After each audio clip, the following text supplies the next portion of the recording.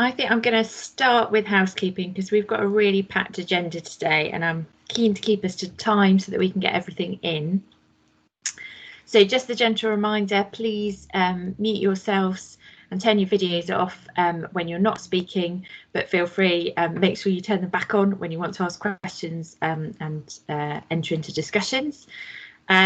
Some of you, I'm aware that not everybody may have the feature, but there is a new raise your hand on the toolbar. So if you want to ask a question, please feel free to press that and we'll keep an eye on that throughout the webinar. And then also, as normal, please obviously share your comments, reflections, questions and that within the Teams chat function as well. Okay, next slide, please, Sarah. So for those of you who don't know me, I'm Liz Cullen, Head of Clinical Programme for Maternity and Perinatal Mental Health for Hampshire and Thames Valley. I'm working on the South East Maternity Cell currently during COVID. And obviously Jenny Walsh, who's our clinical lead, is co-hosting the webinar with me. We've got a packed agenda today. So we've got obviously the focus is around BAME. And we've got both Kevin and Scott talking to us about BAME communities and also the BAME Disparity Advisory Panel for the South East. We've then got Sarah and Shabir talking about risk assessment and occupational health, and specifically in relation to BAME. And then Anna and Safina from Birmingham have joined us to give some insights into their perinatal team and peer support workers. And then our plan is to do a bit of a collaborative session, follow up on some of the speakers today, but also think about the innovations that you have implemented during COVID-19 and how we can take that forward as part of our restoration and recovery planning. Okay, next slide, please. So there are some slides that were hot off the press ready for a national meeting on Friday with clinical networks from the national team, and they were really current, and so I asked the national team if we could share some of them today, which they've kindly agreed for us to do. But just as always with the content of these webinars, the content is current at this point in time and will be subject to change and develop as we go on further. So we will provide updates as we go on, but the content is current for now. So thank you to the national team for sharing their slides. There is, in the whole presentation, there was lots and lots of really good stuff that we want to share with you, but we also want to give it the time that it deserves. So we will be spreading out slides over the next few sessions as we do various planning in terms of recovery and restoration, but these were the key ones that we thought we would update on today. Next slide, please, Sarah. So just in terms of restoration and recovery, in terms of the mental health and learning disability programme, there is general consensus that there's an increase in demand for mental health and learning disability and autism services, particularly within the current situation of COVID-19. Modelling is underway and the plan is that this will be available in the summer, exact date to follow, but it's being worked at the moment. And we're anticipating that in line with the LTP ambitions, that there will be a shift of emphasis with some resequencing as a consequence of the COVID-19 context and the expected needs of the population going forward. So they will be updated accordingly. And then currently, both at a national level, regional level and local level, we're all obviously working on the recovery planning. And likewise, throughout the summer, there will be some sessions working with local stakeholders in order to further develop that work, both nationally, and obviously we will be including that within these webinars and individual meetings that going forward. Thank you. Next slide, please. Okay, so there will be further clarification issued in terms of an NHS-wide update on the planning guidance, and we're expecting that sometime this month. But in the meantime, the key messages still stand. So we should continue to strive for the 2020-21 LTP ambitions as a priority. And in particular, thinking, planning to be well positioned to tackle the expected increase in demand. We've all been advised to prioritise the recruitment across all the LTP deliverables, so particularly thinking about bolstering our specialist perinatal mental health teams in line with the LTP, and then also ensuring that funding is fully invested in line with the LTP and the mental health investment standard. And that's really key to make sure that we can sustain these services going forward. And then obviously, particularly pertinent to today's webinar is continuing to address the health inequalities that will play a massive part in underpinning all of the restoration and recovery planning work going forward. Thank you. Next slide, please, Sarah. There are some really good slides as part of the national pack that we will be using going forward, but one of the ones that I wanted to pull out today was in terms of the key considerations and using data for the recovery planning, and obviously specifically relevant today is BAME. And I think what it's really important for us to do with our individual services is look at what is our baseline, so what is our community that we serve and how is that reflected in our referrals. And many of you may already have done that baseline work, but if you haven't, I think it's important to do a reflect back in terms of what is your population and how do referrals compare in terms of referrals that you may have received this time last year and then now in light of COVID, and do they reflect what you would expect to see? Do they reflect the full population that you serve? And so I think that's really important for us to consider, and particularly in terms of, are we seeing our BAME population in the increase of the amount of women that need to be seen within our services? Jenny, I'm going to bring you in here. Is there anything else you wanted to comment on in terms of the data for the recovery planning?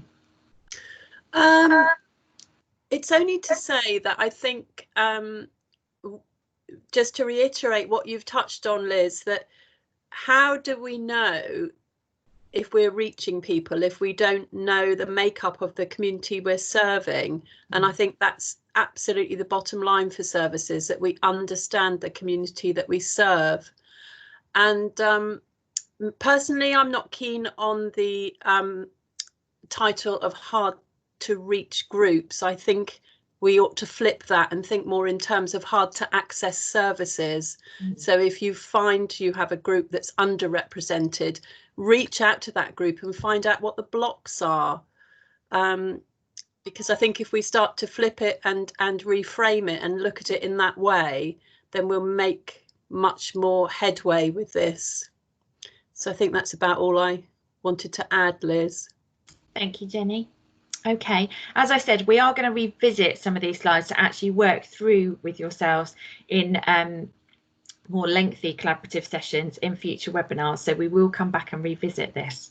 But I'm going to hand over to Jenny, who's going to talk through briefly about the resources, and then we'll move on to our speakers.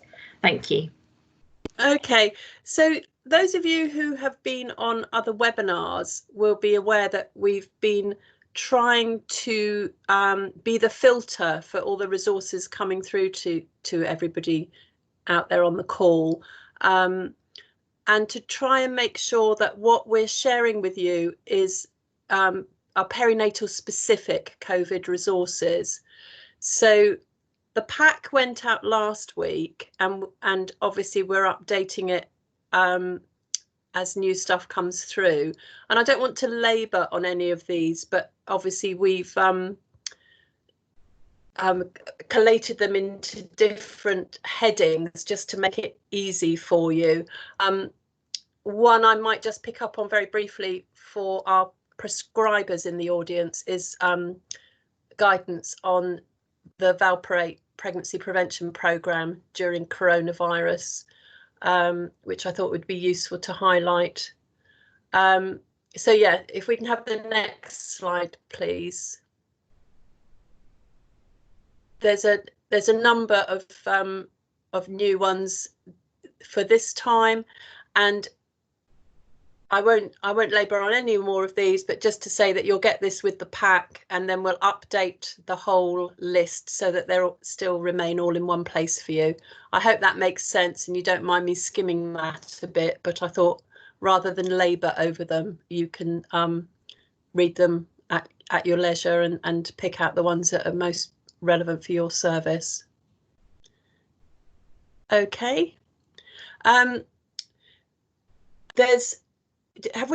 that's better, thank you. Also, I wanted to highlight some funding opportunities, because I know we have third sector organisations on the call, and there are some new money available. The dates for submission are very tight, so if you're interested, you're going to need to get on with it. And if we go on to the next slide, this one is particularly pertinent for perinatal, because it's from the tampon tax funding, and so all of the areas that they want the bids to come in from are all themed around women and girls. So there's a lot in there that's very relevant for perinatal type third sector. But as you can see, really tight turnaround, and I'm sorry for that. You've had it almost as quickly as we had it, so I'm sorry for the ridiculously short deadline. Okay, next. And I'm going to hand back to Liz now to introduce our first speakers. So back to Liz.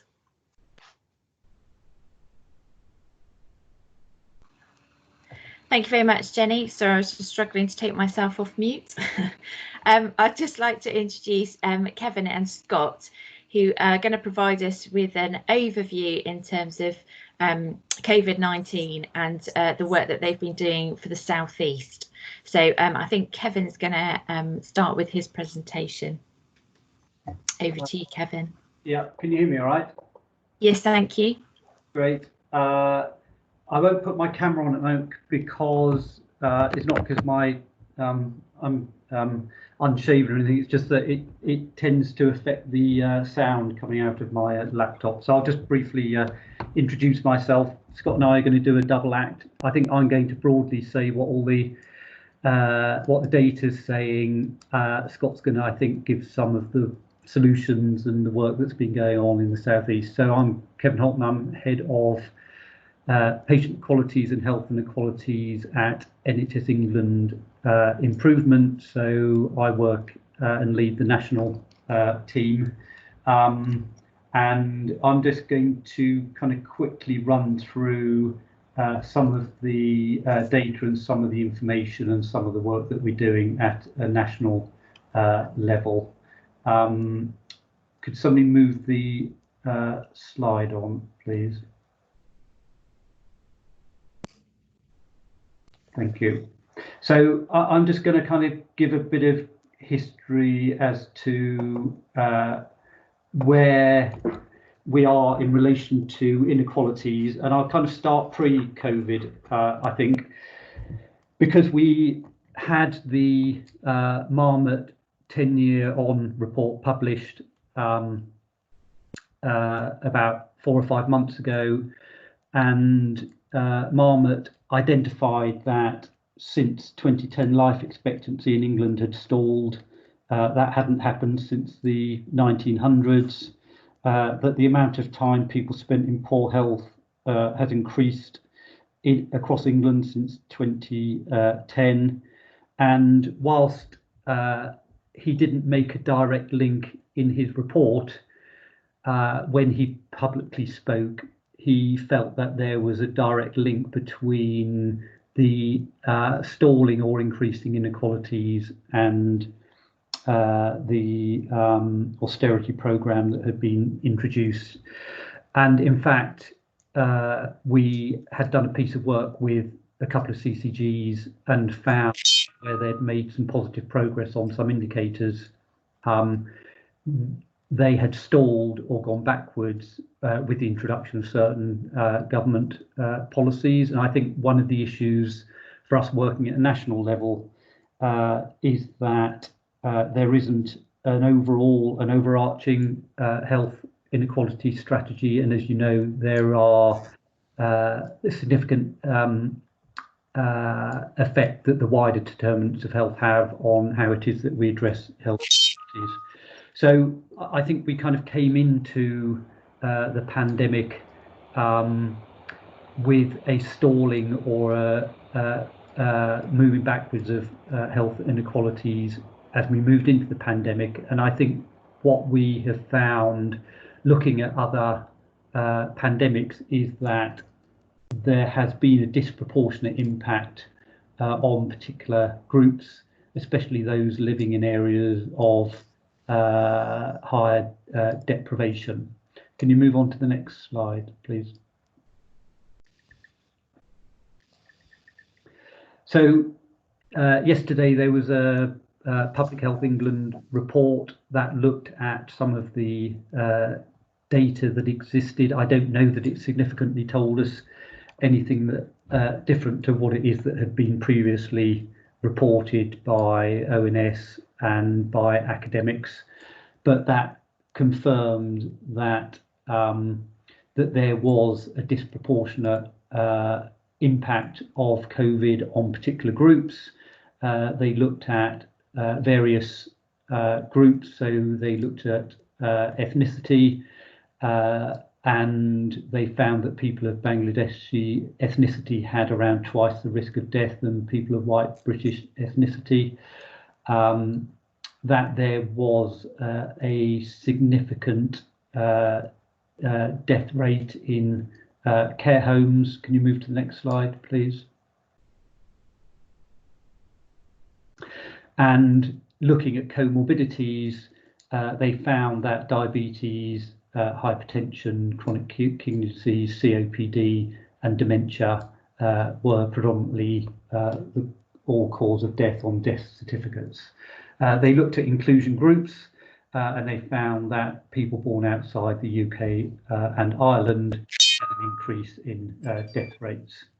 And they also looked at occupations, and they referred to the ONS report, and they found that people working in frontline services around security guards, taxi drivers, those in lower skilled work as in construction and others were again disproportionately impacted because of COVID. Can you move to the next slide, please?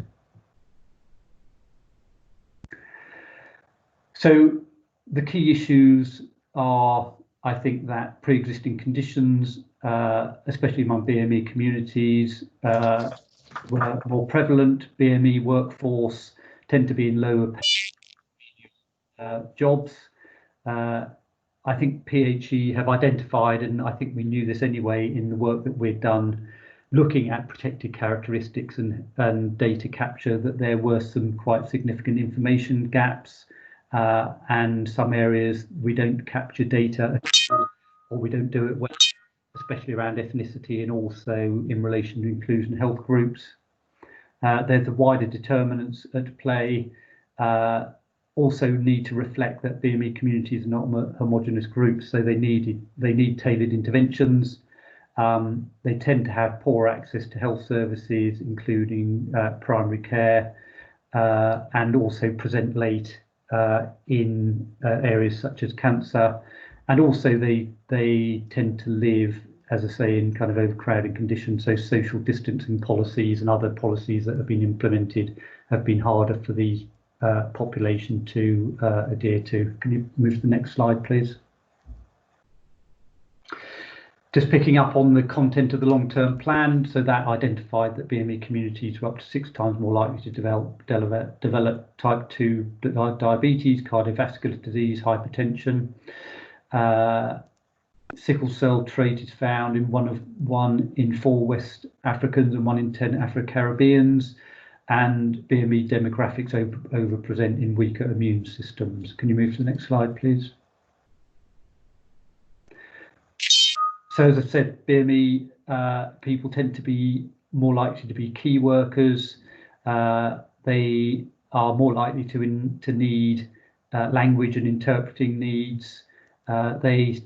Especially BME men tend to struggle to access a range of health services, including screening and testing.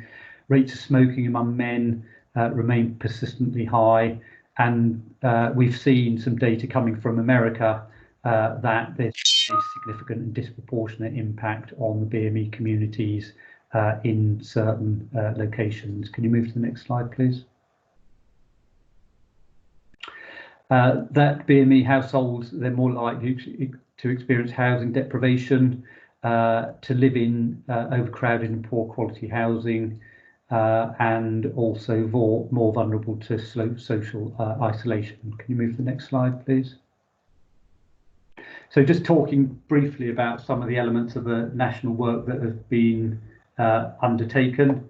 So there's quite a significant amount that we've done in relation to workforce. So Prerna Izar, the Chief People Officer, has been leading about 5 specific work streams, focusing on how it is that we can support our staff better, has been producing a range of educational material, and also been acting on a precautionary basis. So reinforcing the need for staff protection, and there's been various products and resources that have been produced in the last few weeks, reinforcing the need for appropriate PPE, for taking appropriate risk assessments.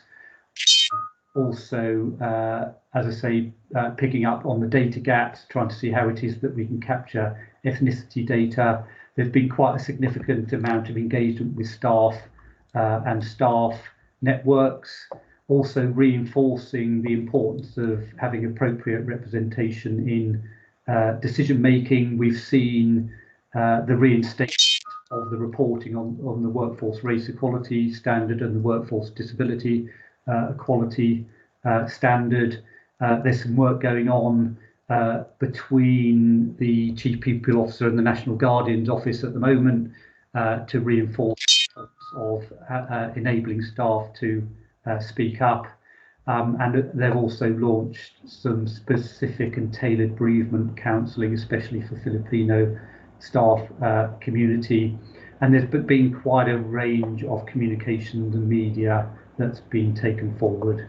I've been working with clinical colleagues to try and ensure that they again take a precautionary approach. So been talking to various teams, so diabetes team and the mental health team, the maternity team and others, to ensure that as they develop their work programs and as they review their approaches to how it is that they've introduced policies in relation to COVID, that they have appropriate and due regard to the impact that their policies are having on particular communities. Can you move to the next slide, please?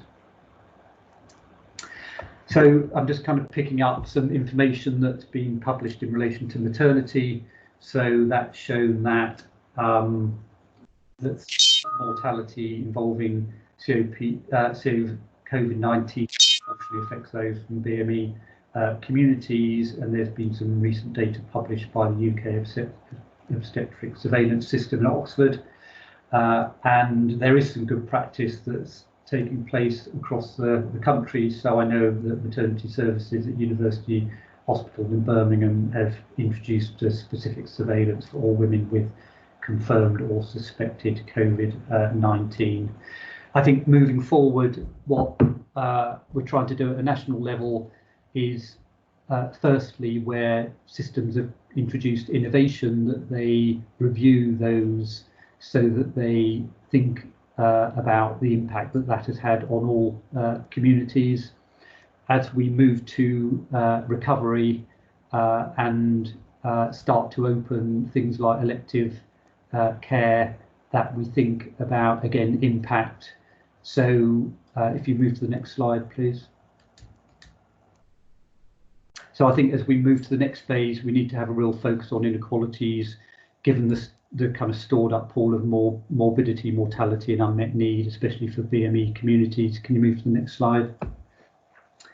And this slide just kind of shows the potential impact. So the first wave with the immediate mortality and morbidity, the second wave, the impact of resource restrictions on urgent non-COVID conditions. The third wave is considering the impact of interrupted care on chronic conditions. And then the fourth wave is thinking about the fourth wave, which is the impact that COVID has had on the longer term impact around mental illness, around economic injury, and also particularly important for our staff in relation to burnout. I think that there has been some good work done in particular areas. So there's been some good cross-government working, for example, in relation to inclusion health groups. So there's been some good work done around homeless and how it is that we've supported the homeless population. We are going to send a letter out to the system in the next few weeks, which follows from a letter that came out from Simon Stevens and Amanda Pritchard about 3 or 4 weeks ago. That will start to talk about the recovery phase, and that will have a very focused, it will be focused on health inequalities and the importance of us ensuring as we move to the next phase that inequalities are prioritised as we move into the next phase by systems, so by SDPs, by ICSs, and also by regions.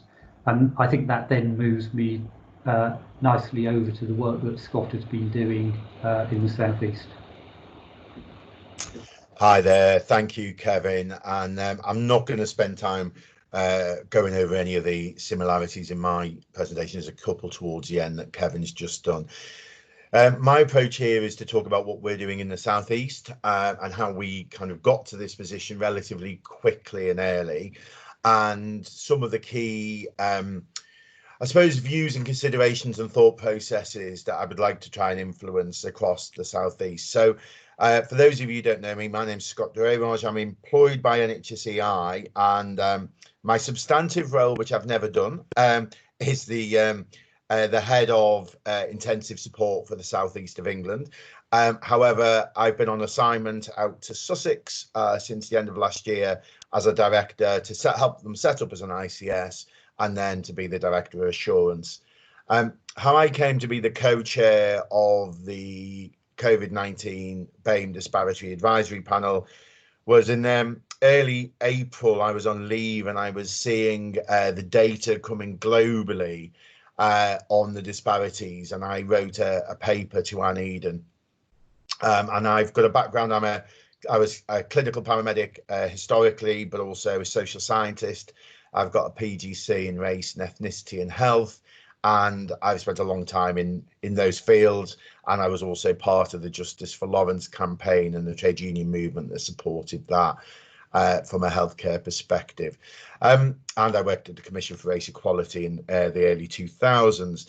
So I built a paper that kind of described where we are at the moment in the NHS as our Grenfell moment. And I just want to spend a bit of time to just recount that to you if I can. So if you can imagine, we're halfway up a burning building. The fire has behaved in a way we've never seen a fire behave before. It's killed some people and not killed others. We now have a decision. Do we look for the data to prove that this is the case? Do we go back down and do some number crunching, and then we can count the bones and the bodies at the end of it and apologise for what we should have done? Or do we start doing something different and stop banging on doors? And my idea of this, and again, if you look at the McPherson report and the investigation of public sector bodies, I think it's about how rapidly we can spot something and respond to it.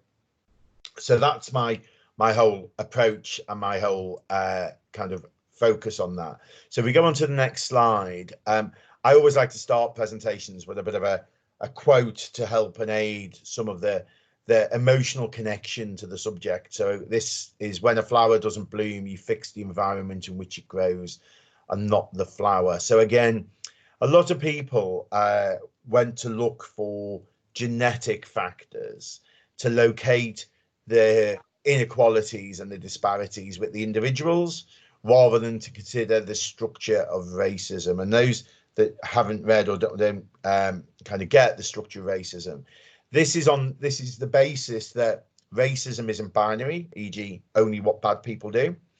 Racism is not a single or a multiple number of acts, but it's a structure. And then if we can agree that there is a structure of racism that we're all born into, we all operate in every day, then the only other thing you need to think about is, what decisions do I make, and does that decision eradicate or dismantle that structure of racism, or does it reaffirm it? And that's Race Equality 101, and that's as easy as race equality is, just those few factors, and then we can start moving forward on some of the solutions.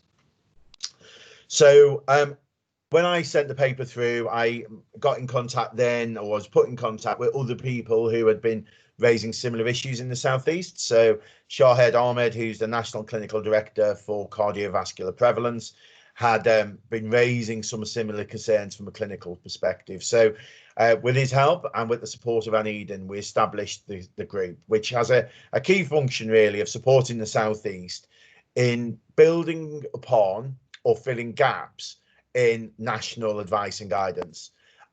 Because of our system is unique in some ways, that we've got some quite good ICSs, we've decided to use those in a way that's agile and responsive.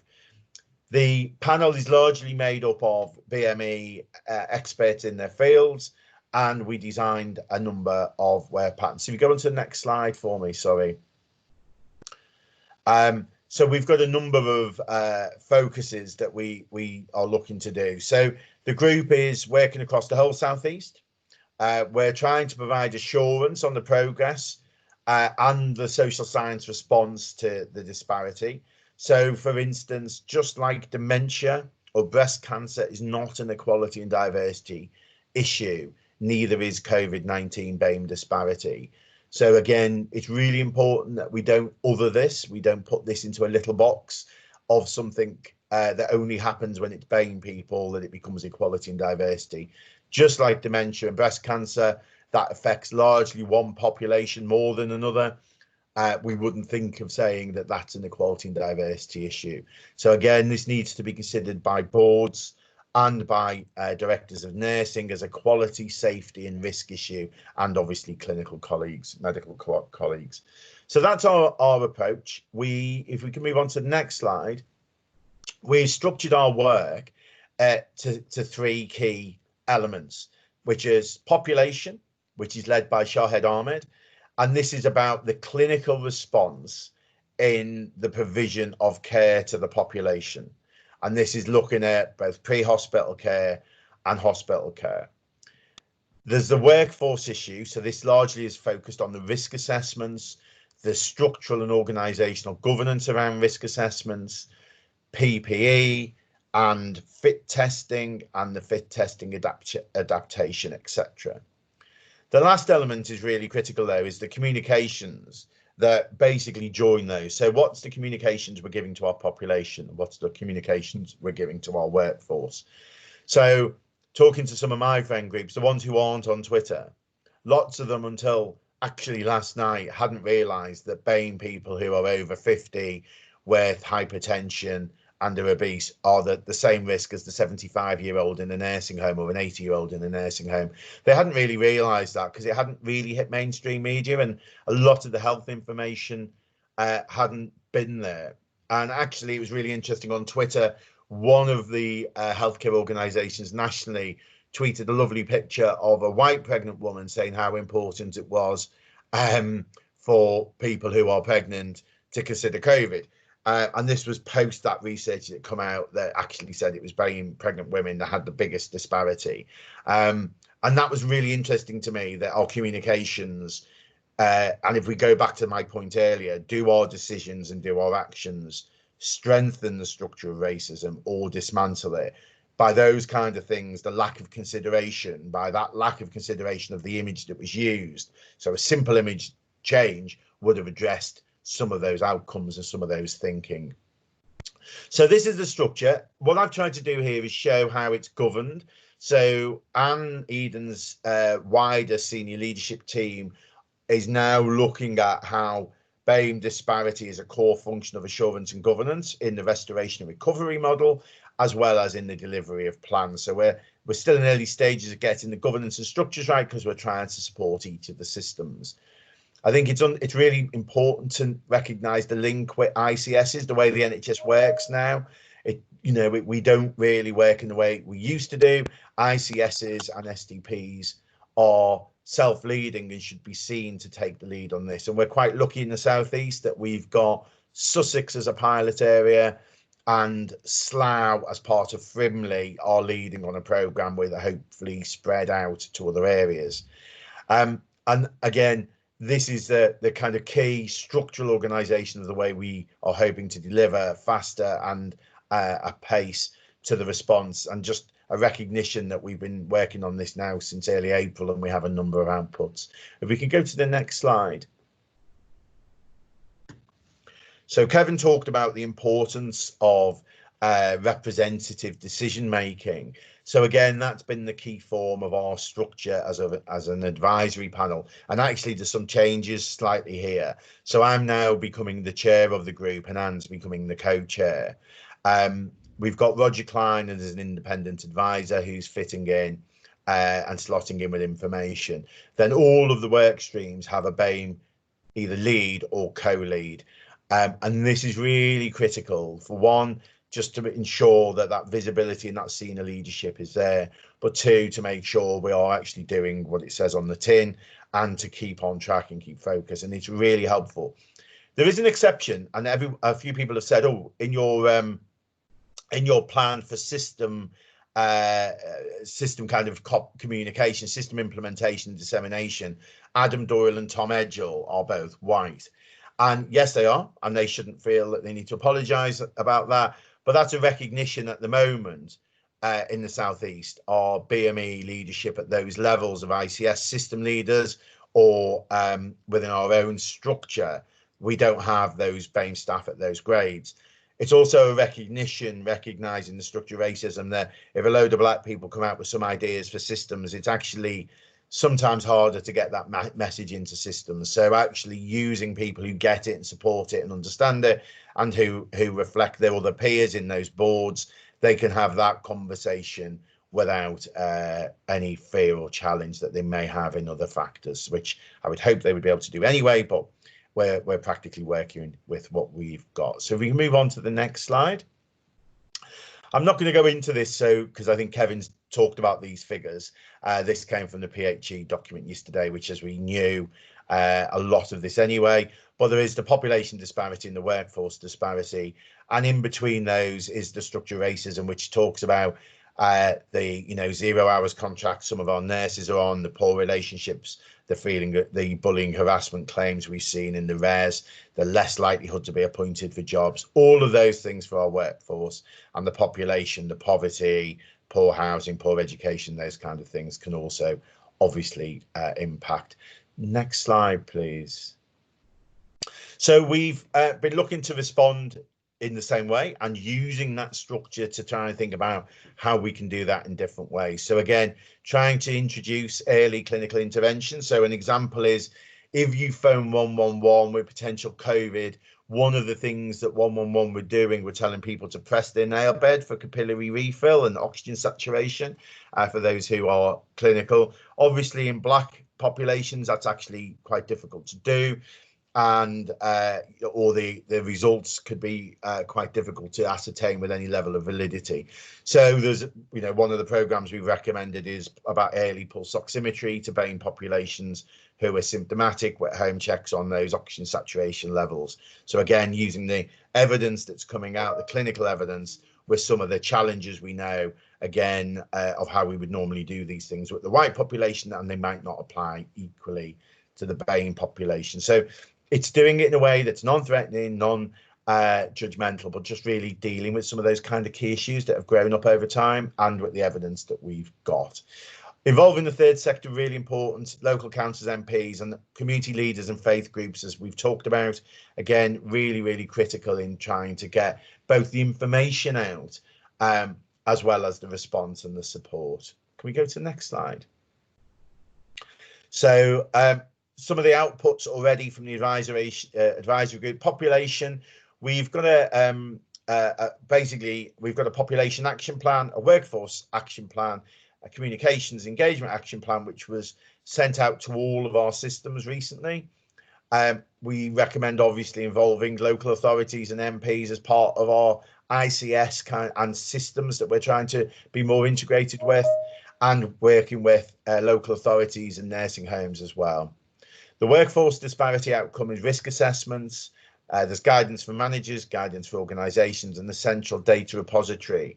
Because again, we were finding that often the risk assessments were being done one-on-one, and the trust didn't have any level of oversight. And again, you would normally not get that if there was a staff-wide risk that had been indicated. You would normally not get a board not knowing what their risk view looks like for their organisation and their workforce.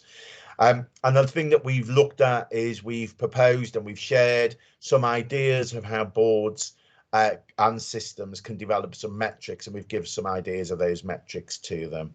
Next slide. This is the structure of the population work stream, so for the population health, and these are some of the names there. We have got a few more coming through, but data and information, testing of BAME population and contact tracing specifically focused for BAME people, social marketing comms, clinical management, risk factor management, research evidence, and legacy. And legacy is really important as we start moving to restoration and recovery and the considerations of those populations, as Kevin mentioned. Next slide. I'm not going to spend long going through this one. This was the how we plan to spread across our systems in the southeast. And that's the piece of work from Tom Edgell and Adam Doyle about how when we do something well as an advisory group, or within Sussex or within Slough, how we share that across the system. Next slide, please. So this looks a little bit similar to the earlier diagram I shared with you. But this is basically how you would operate it within a system itself. So again, Sussex have copied the regional workforce and work stream. So they've got a workforce work stream, a population work stream, and a comms work stream with a program management team in the middle. And then they're reporting both to the CCGs and the trust governing bodies, and obviously then reporting upwards and outwards to place. So again, that's just hopefully helpful to show you how it implements from our region to system to neighbourhood.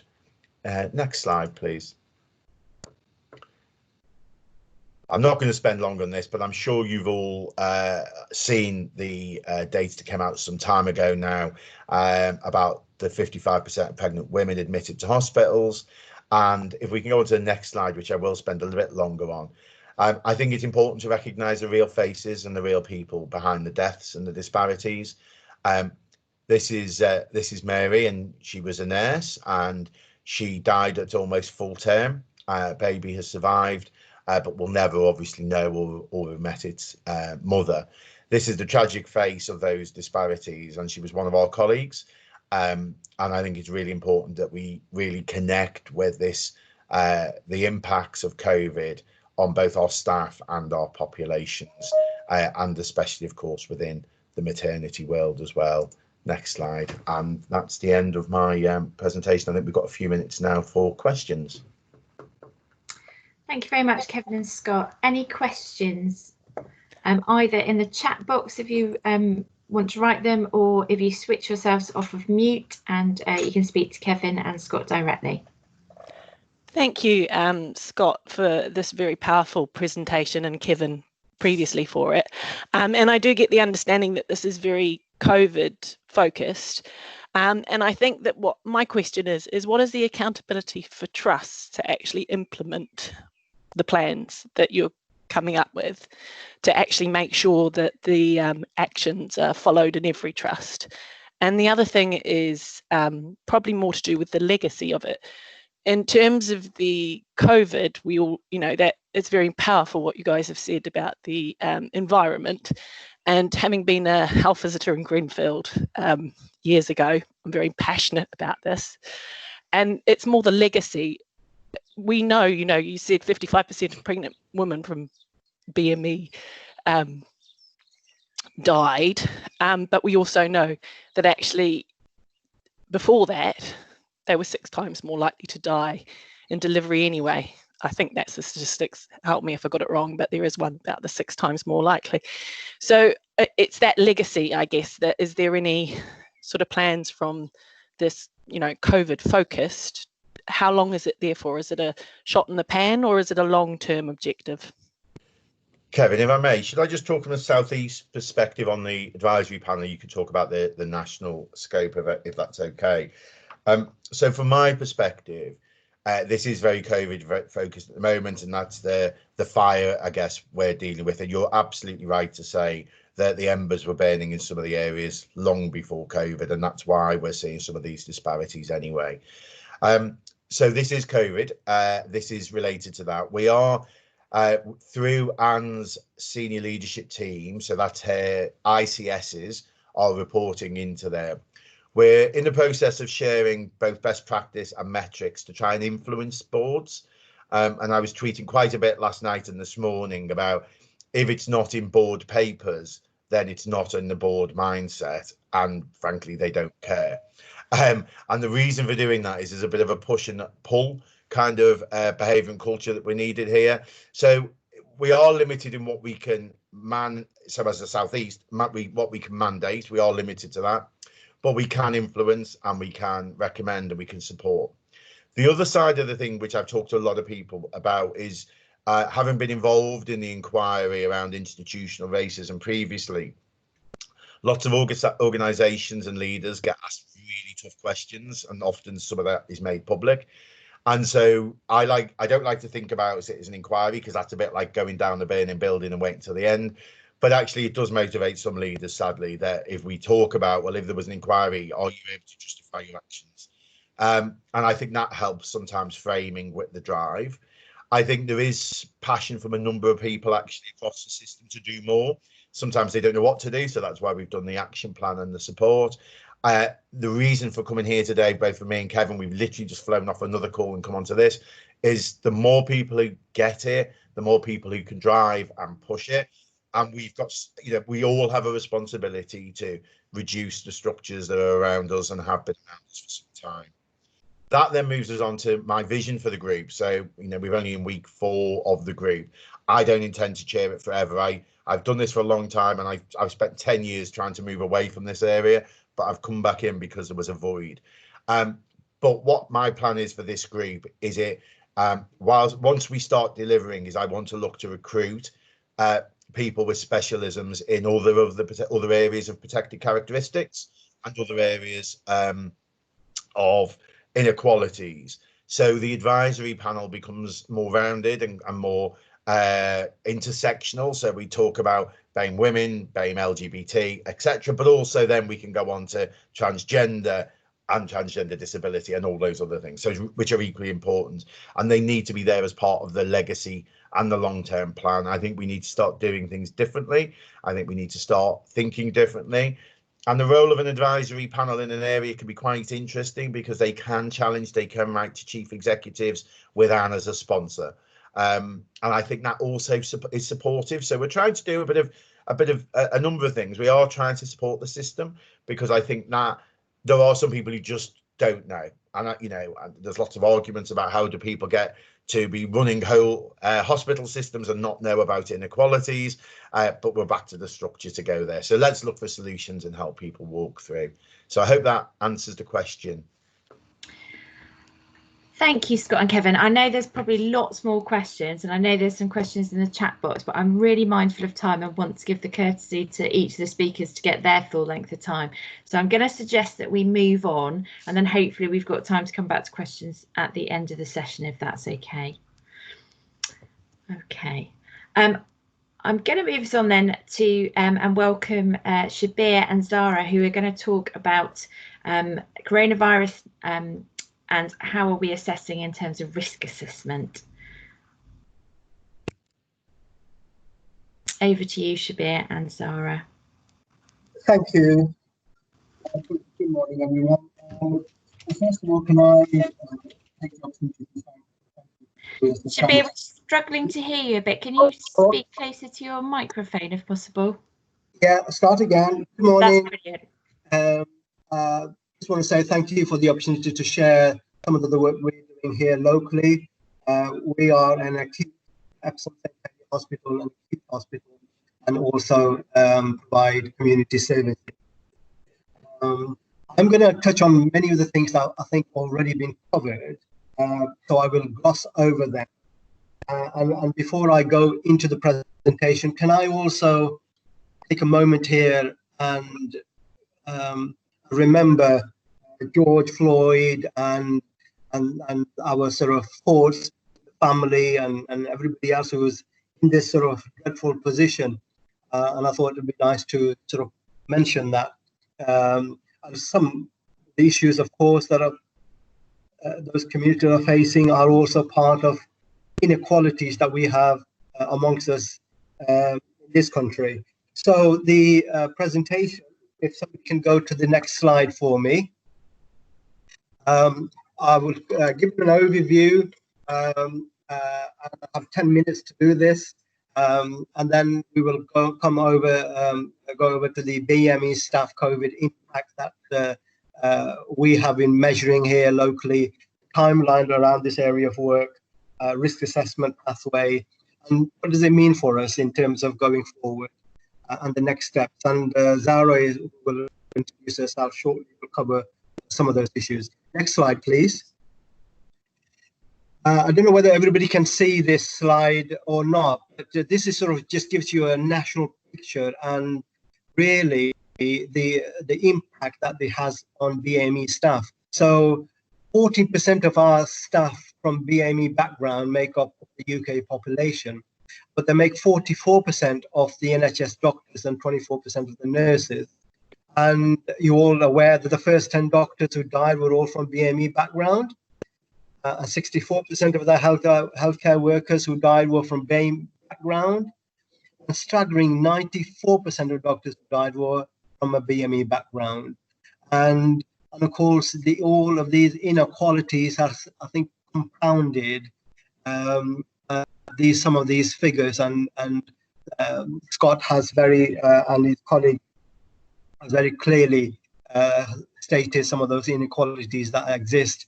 In terms of locally, I mean, our population, we have 34% population from BAME background, and 37% of our workforce is almost from a BAME background.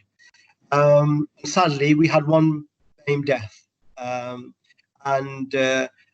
one of the ways that Zara will focus on is a lot of work that we concentrated was on the employment of risk assessors, because right at the outset, our BAME network said that we would prefer for risk assessors to undertake risk assessment rather than our own line manager.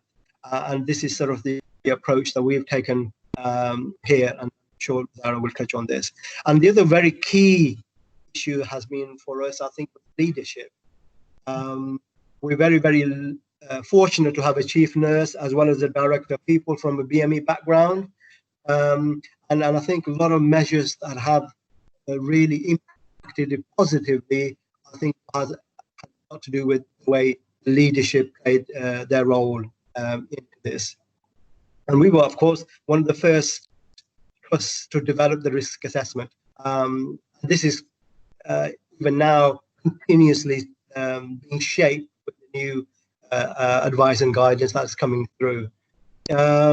We also very quickly mindful that the fallout from this will also have a massive psychological impact on our staff, and a lot of measures to address that too. Health and well-being hubs were very, very helpful. We had very, very positive feedback.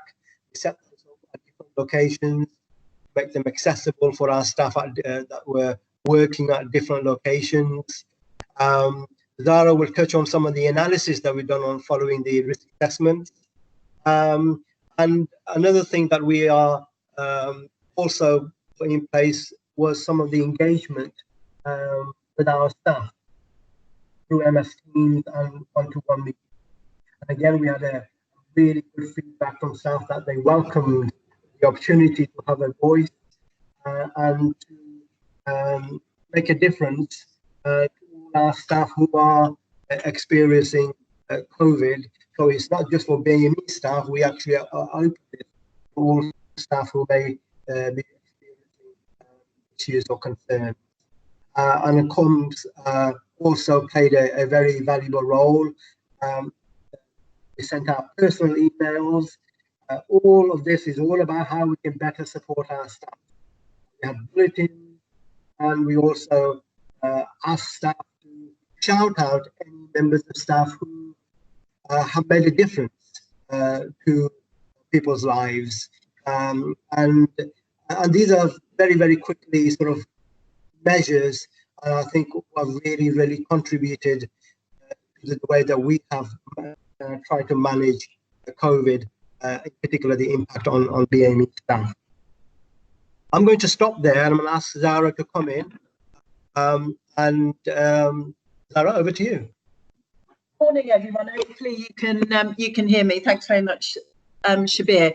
I'm going to talk about the risk assessment process that we've adopted and share some of the findings that we've already been able to ascertain from that. So I'd be grateful if you could move on to the next slide. For those of you that are following, this really is my main slide that I'm going to be talking about. We started our risk assessment process probably around about early to middle of March. We had our first COVID patient into the trust right at the very, very end of February. And it was very apparent when we did that first contact tracing exercise, huge numbers of staff that could be involved with any one patient. And shortly after that, we had a couple more patients. And then very rapidly, we learned from some of the evidence from some of our other countries who had already experienced a lot of COVID about the impact that this was having on staff. So we set up a risk assessment process. And I got the support from our Freedom to Speak Up team to support us with the management of that process.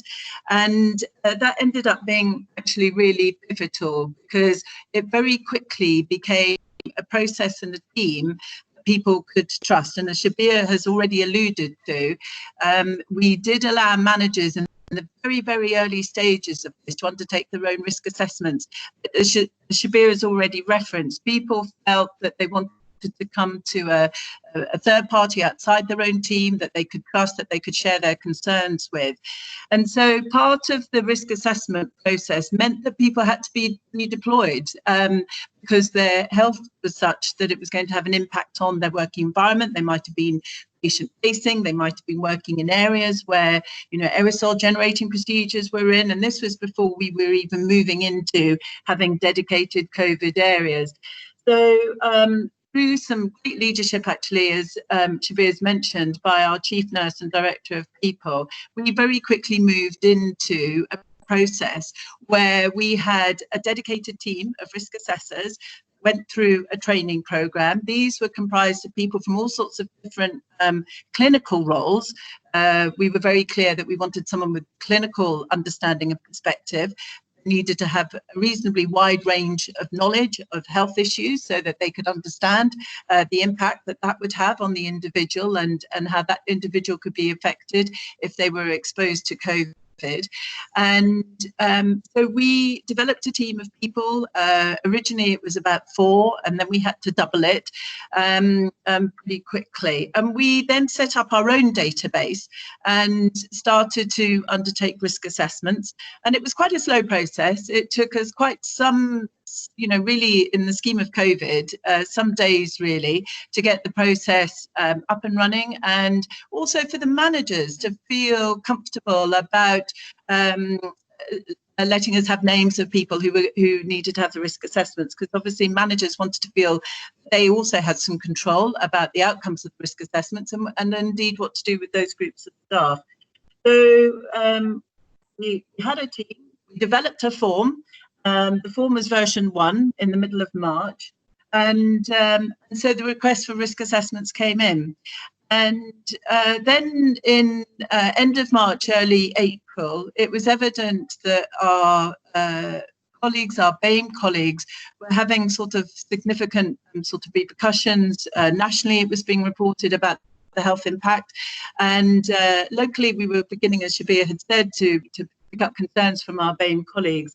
So we realised that actually we weren't collecting any information at that point around risk assessments from our BAME colleagues. So we downloaded our ESR database, and that was a turning point for us, because within that collected ethnicity information from every single member of our staff, and we then imported all our information from the risk assessments that we had achieved to date into this database, and we could very quickly get an overview about who we had seen, what backgrounds those individuals had, and how many of our existing staff were still outstanding, and as importantly, which groups those staff who were still outstanding needed risk assessments.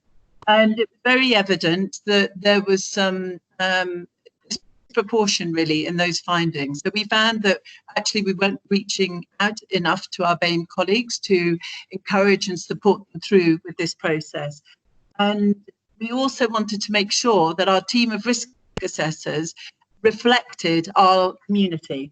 And so we have made quite a big effort to recruit risk assessors from BAME backgrounds to be part of the team, so that whoever it is who comes forward has a choice, and they can identify with one risk assessor or another that they feel would meet their needs. I think that was really pivotal. I would say on our risk assessment tool, I was going to share it. We are already on version 10, and this is a very fast moving area, as you will all much appreciate. Even only on Monday, a new tool has been published that we are going to be looking at incorporating. And we have also incorporated our risk assessment process into our workplace screening, so that very quickly for new starters coming through, we can make sure that their health needs are being met, and we can manage the risk of COVID exposure to them, irrespective of the job that they do and their BME background. The risk assessment process, I think, has been really quite useful. I think that in terms of successes, rather, in terms of the adjustments that we've been able to make.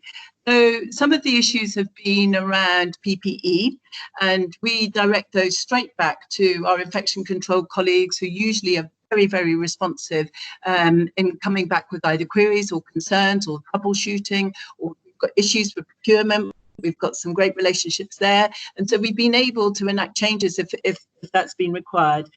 We've been able to put in different working patterns. We've been able, obviously, to put in virtual and remote working for many colleagues. Indeed, some of our colleagues have been redeployed to our team to support the risk assessment process. And a wide range of temporary redeployment has taken place.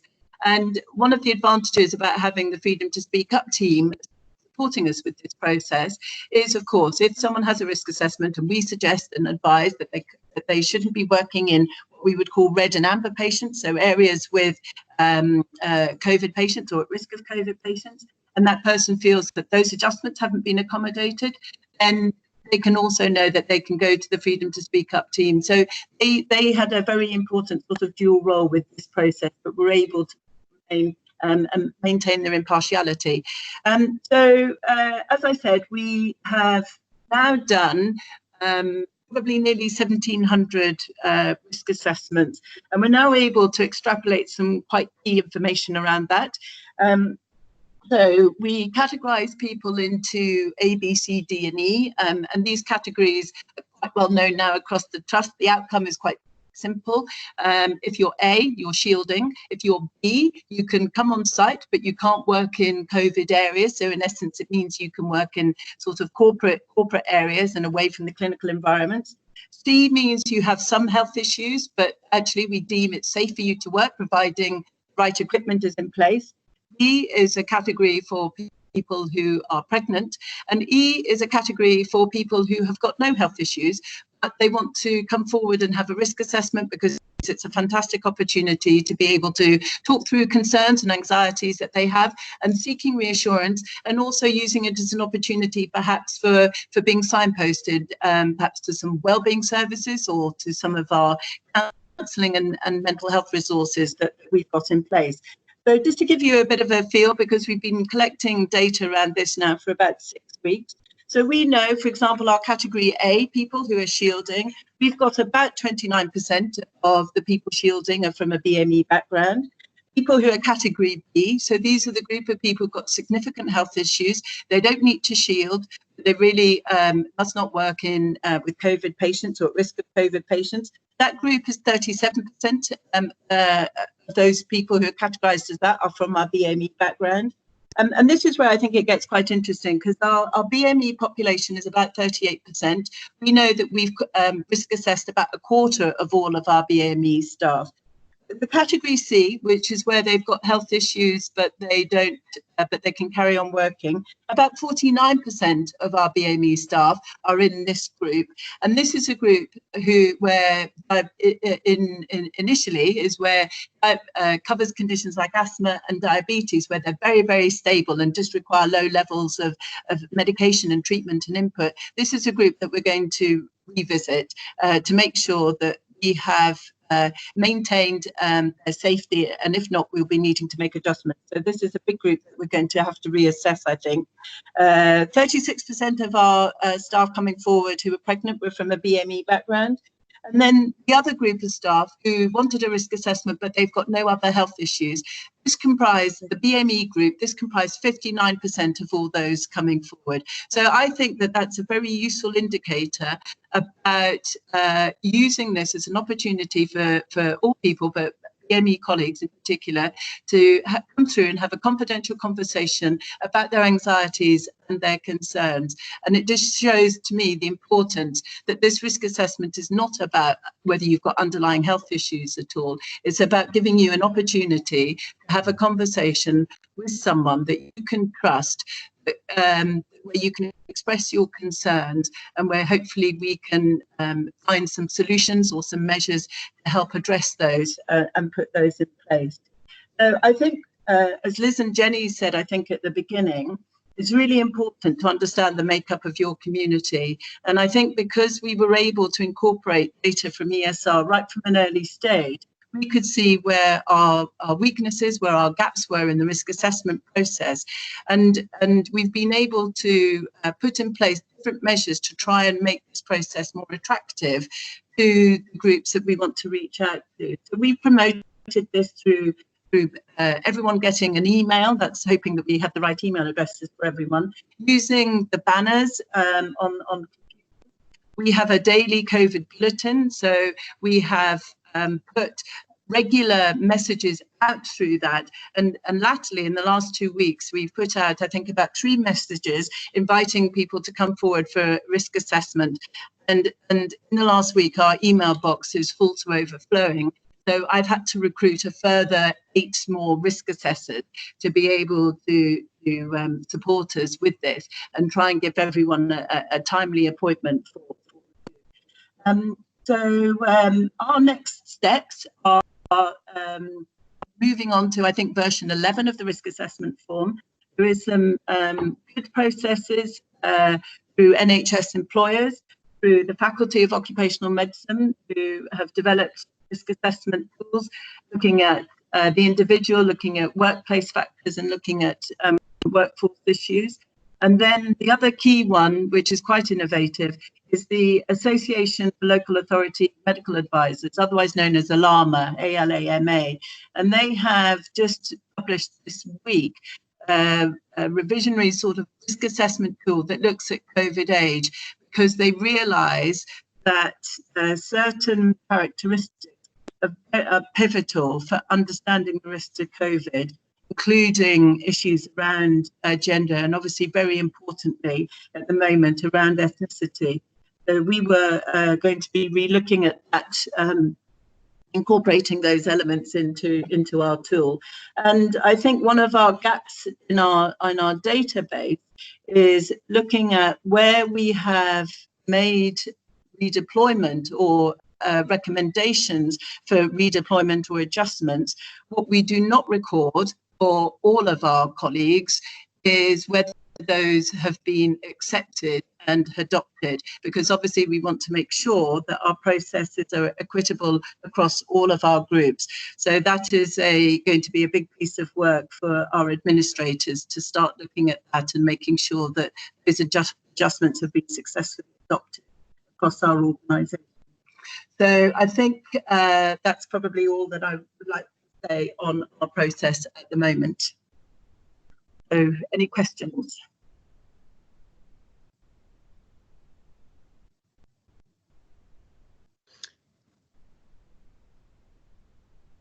Thank you so much. I've been a bit of a rubbish timekeeper today, but all of the presentations have been so interesting that I didn't feel I wanted to sort of cut you off at any point. So it may be that we don't have much time for our collaborative session at the end, but if we don't have any questions for Shabir and Zara, let's move on to our final speakers. Jenny, I did post one in the chat, but I'm happy to try and pick that up. Fine. Sorry, Ellen, I didn't. No, it's totally all right. And I could have just missed it, so apologies if I did. It was just about uptake of the risk assessment, and whether you'd had a consistent uptake of the risk assessment from BAME staff and non-BAME staff. Yeah. Thank you for the question. Initially, in the early stages, it was skewed towards non-BAME staff, but now we're finding that a higher proportion of risk assessments are now being done with our BAME colleagues. So it's about just over 25% of our BAME colleagues have had risk assessments, compared to about a fifth of our non-BAME colleagues. So, yeah. So slightly more of our BAME colleagues have had them proportionally than our non-BAME colleagues. Brilliant. Yeah, thank you. Okay, so I'm going to very quickly hand over to Anna and Safina, who are going to talk to us about how they set up their peer support work in Birmingham. So over to you guys. Hi there. So I'm Anna, and I'm the team manager of one of the perinatal community teams in Birmingham.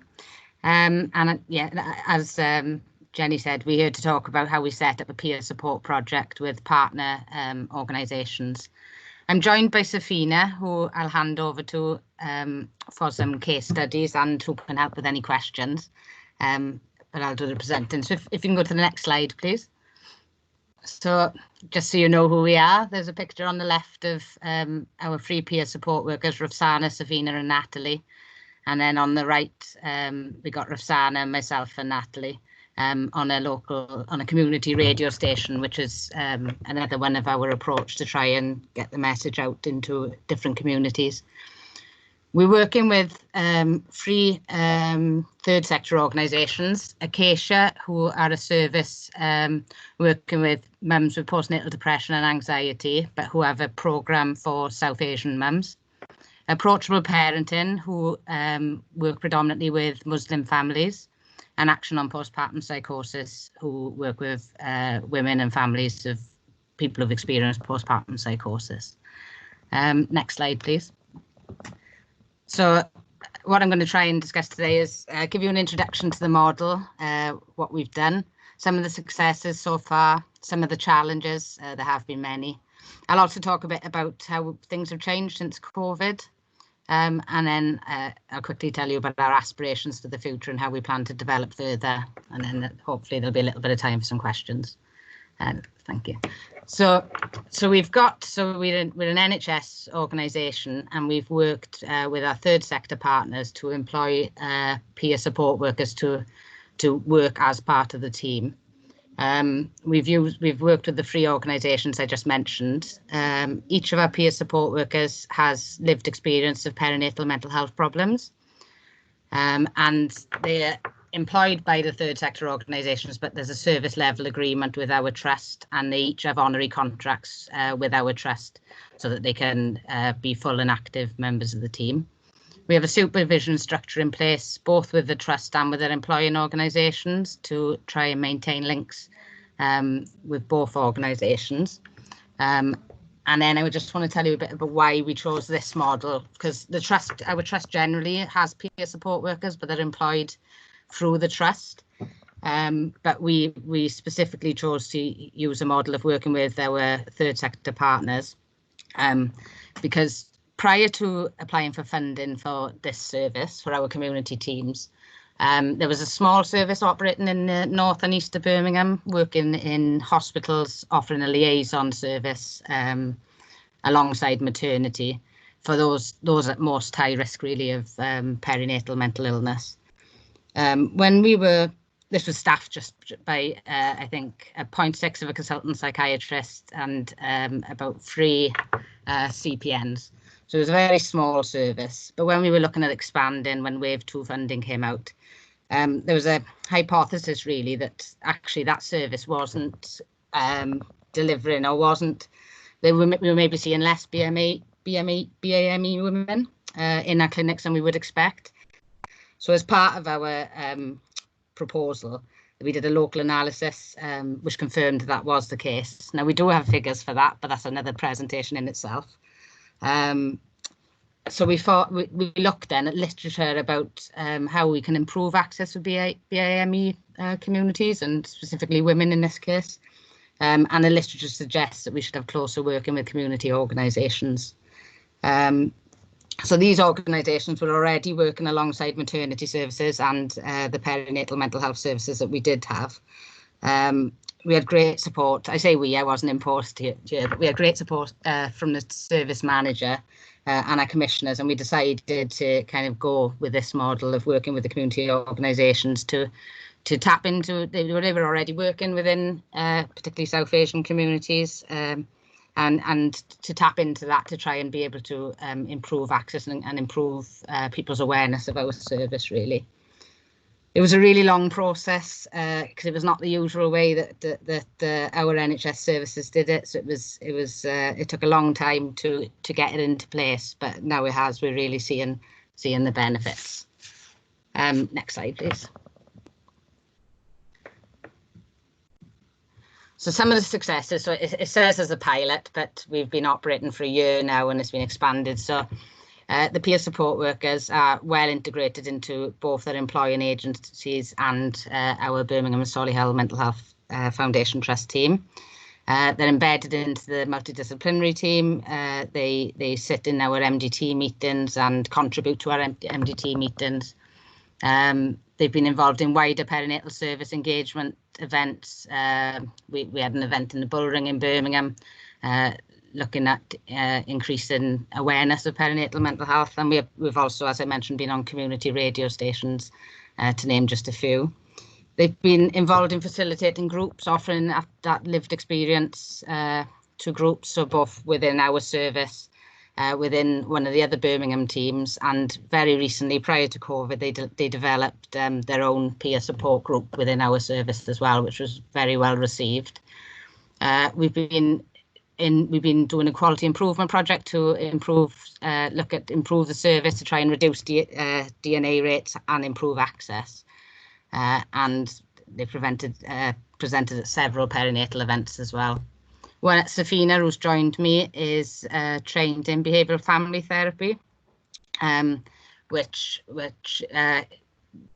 she's also speaks Urdu, and we're hoping that being trained in behavioural family therapy will reduce or will increase engagement of families where language is a barrier.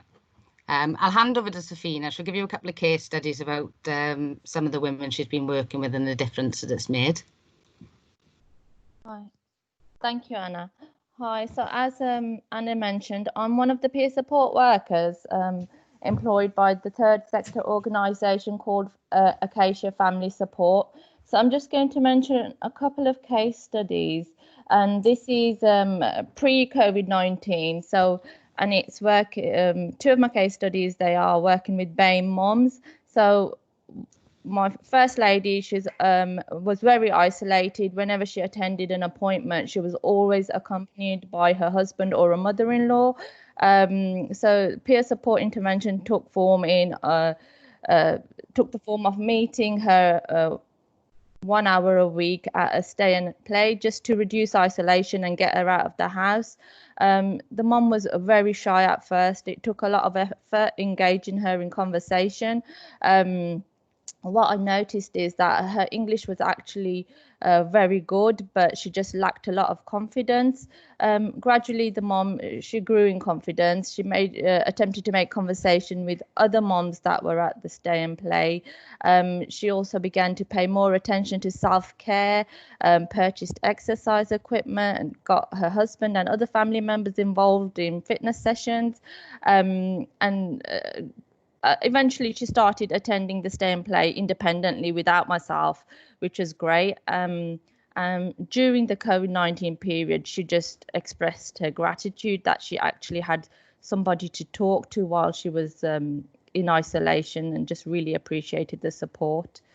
My second case study is also of a BAME mom, and in this case, there was a significant language barrier. So my involvement with this mom came about as I was shadowing an advanced nurse practitioner. So I was called into clinic during her assessment just to interpret, really. And the mom felt that her knowledge of English was good. However, once we started conversing in her first language, which was Urdu, we just found that the quality of information around her mental health that we were able to extract was just invaluable, really. And also knowing that I had lived experience of mental health and she could relate to me, it was significantly, it was really good. So it gave us a greater insight into her mental health. We got to a stage during her treatment where mom was disengaging from all services, for example, health visitor, family support worker, mental health practitioner, and she began refusing home visits. But because I was the first point of contact for this mom, due to using the language Urdu, by her knowing that I would be accompanying these visits, she allowed the visits to continue and allowed the treatment to go ahead. So it just improved engagement and continuity of care. And the last case study is COVID-19 related, and it's a non-BAME mom who's a professional. She's a teacher, and she's compared the care that she's receiving from myself, which is, prior to COVID-19, it was in form of group work, meeting out in the community. But during COVID-19, it's just taken form of telephone support. So she's compared that care, saying when she was at a very low point in her mental health, and she contacted crisis, and the advice that she was given was, I don't know, something really ridiculous, like, I don't know, read a book or paint your nails or something absolutely ridiculous. And the support and care that she's receiving now, she just says it's invaluable to speak to someone who can understand and relate to what she's going through, and just receiving that reassurance. It just gives her that hope that recovery is inevitable.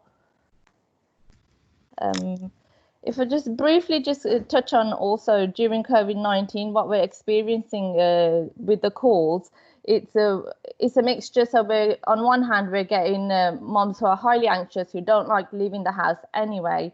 So they're quite happy with the situation in a sense, so they can, get to stay at home. They may have husbands at home that have been furloughed, so they're getting that extra support.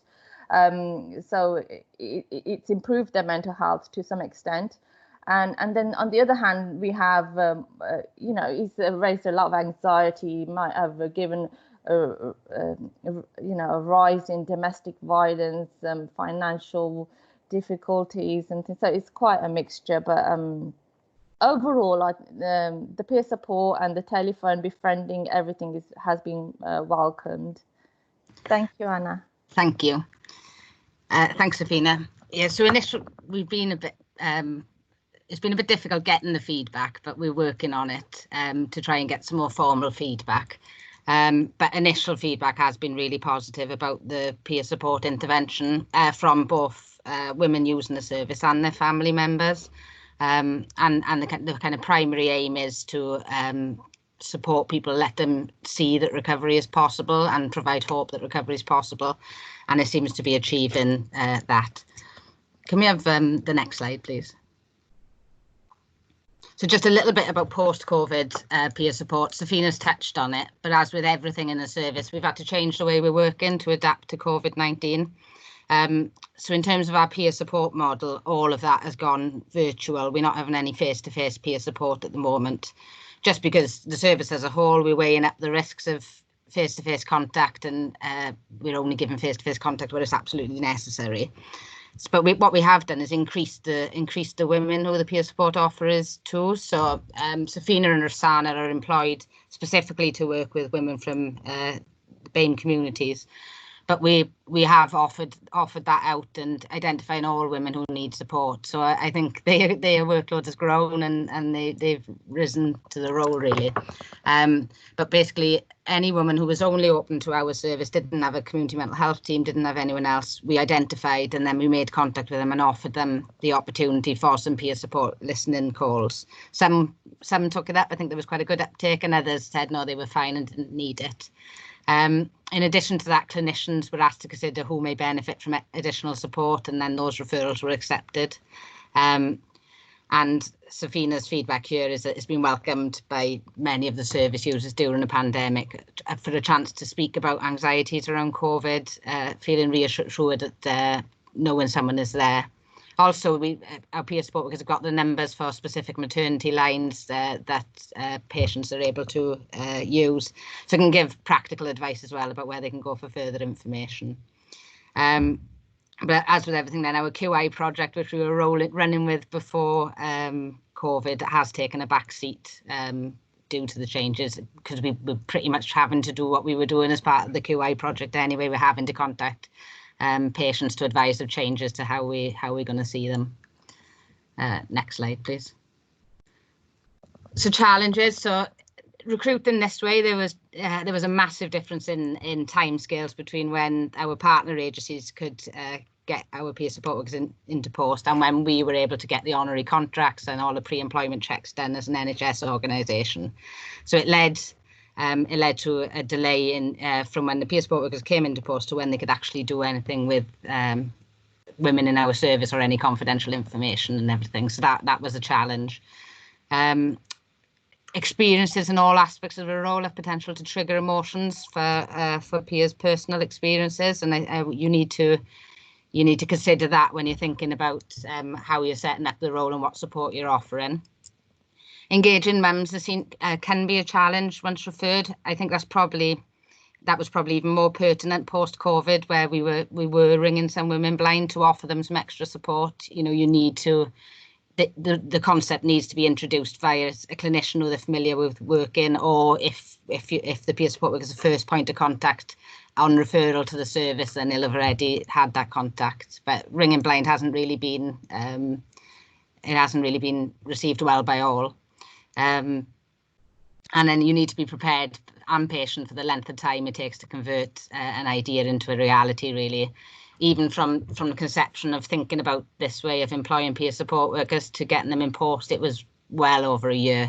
It takes a lot of time and a lot of persistence, really, and obtaining feedback. As I mentioned, we haven't done a very good job of that, but we've thought of different ways of doing it now, and I'm asking clinicians to ask for feedback about how they found peer support, so we can start to generate some kind of hard evidence, really.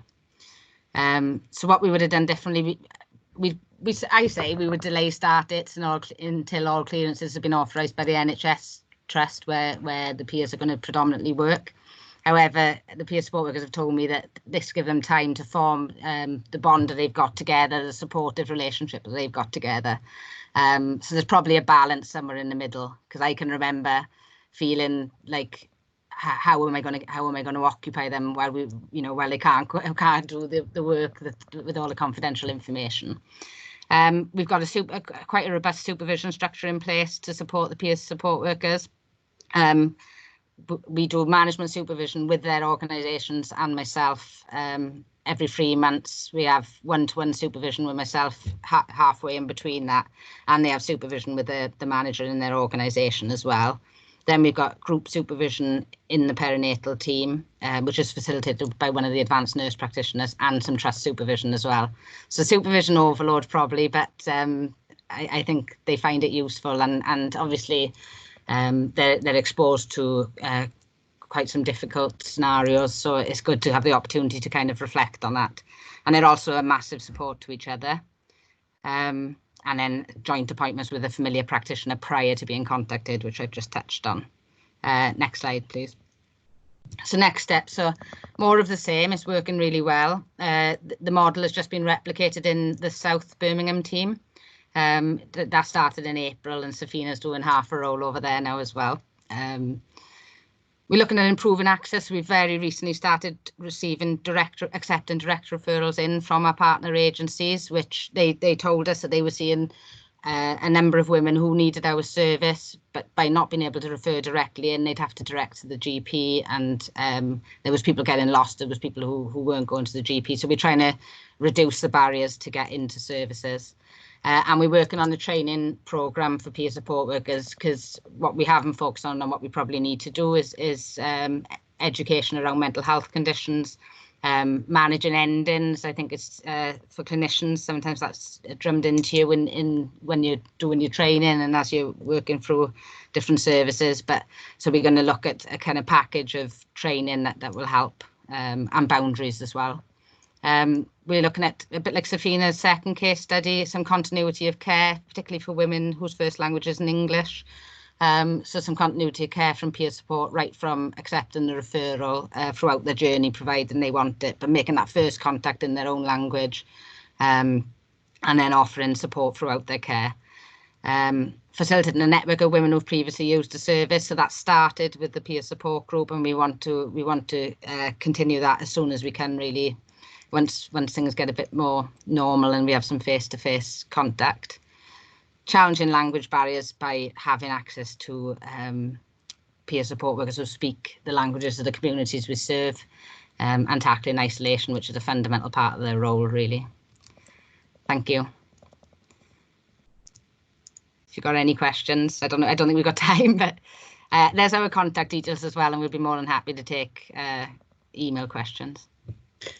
Thank you so much to both of you. It was lovely to finish on a clinical story. My head's spinning from everything that I've heard today, but some people have had to go, clearly, but we still have a number of people who obviously don't have to rush off to anything. So if any of those people would like to ask you questions, and I see from the chat box somebody's already emailed you, Anna, so I think you're going to get some follow-up from it.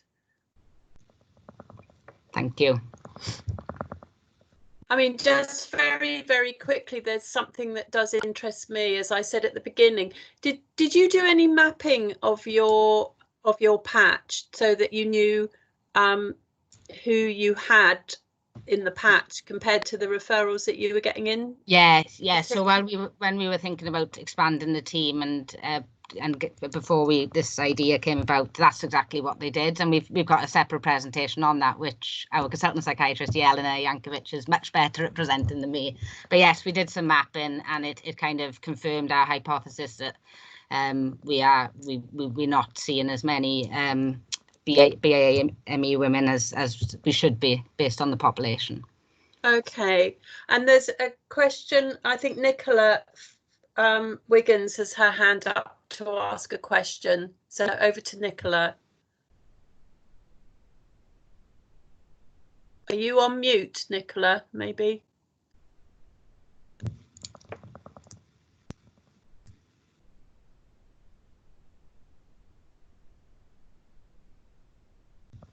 Oh. Hello, Nicola. Nicola. Wiggins? No. There's maybe, I think I saw one in the chat box about, but I can't see it now, it's disappeared. I think there's one about how you set up the group. Oh, Safina. Yeah. Now maybe we'll make this the last one, because I'm so grateful for your time, but I don't want to keep you too much longer. Okay, sorry, Safina, Yeah. if you don't mind answering that one. No, that's fine. Okay, so the peer support group we set up at base at Little Bromwich Centre in Birmingham, and it was based around referrals that we had from other clinicians and staff members whom they thought would benefit from peer support. And our group was called Nurturing Minds, and it was just a very informal craft-based group, and we had crash facilities as well, so moms could come along. I think we had around between 3 to 5 moms, yeah, and then it was just you know, share as much as you like or as little as you like. And it was, we had 3 peer support workers there, and we did have a psychology coming in occasionally just for psychology taster sessions, and it was received quite well. And prior to setting it up, they worked with the psychologists, looking at what they wanted to do, how they wanted to, looking at outcome measures really, which you're based around hope and isolation, I think, so that they could assess the impact of the group. And yeah, they did a lovely baby book. Was part of the group, wasn't it? Because I think some of the reflections was sometimes mums have been too ill to make a baby book. This was the reflections amongst our peer support workers. So they looked at how they could very cheaply, out of petty cash, create a nice baby book. And I think some of the work is lovely on what they did there. So it was a combination of psychology and peer support informed, really, group. Okay, and just very last one while we're on groups, was there a structure to the groups and how many was held? And I'll make that the last question. Okay, so it was rolled over for 6 weeks. Initially, we wanted it to be antenatal and postnatal so that it didn't trigger off anything for any of the moms. But yeah, and the structure was, in a sense, we were allowed up to, I think, 6 moms at the maximum because we had limited space. And yeah, that's how it worked, I think. Yeah. Thank you so much. Oh, sorry, Anna. Sorry, I was just going to say, and it was quite informal. It wasn't structured as in, you know, you had to talk about this, and this, but it was quite informal. But the first session was about looking at myths and realities, where they created a lovely poster with the women who attended about, you know, the myths of motherhood. So these perfect images versus what it's really like, and that's really, we need to take pictures of it actually and show it, because it's really good. Yeah. Okay, well, thank you so much. I'm sort of exhausted from listening to all the presentations. I thought there's just so much material today that's made me think actually and question my own practice and thinking about what we're doing in our own teams. So thank you to everybody. I think it's been a really, really stimulating morning, and yeah, so onward and upward. Let's try and go and put some of this great stuff into practice. Okay. Thanks, everyone. Thank you. Thanks. Thank you, everybody.